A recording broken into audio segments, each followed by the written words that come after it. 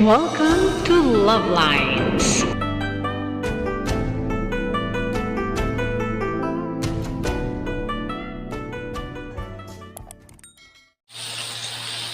Frying marinated bangus belly.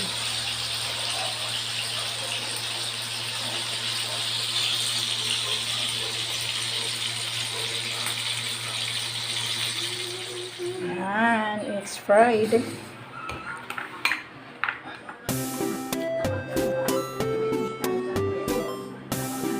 Let's see. Marinated bangus belly.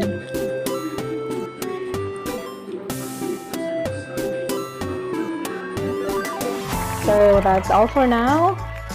Thank you so much for watching. Once again, this is LuvLiNes. Have a good day and God bless.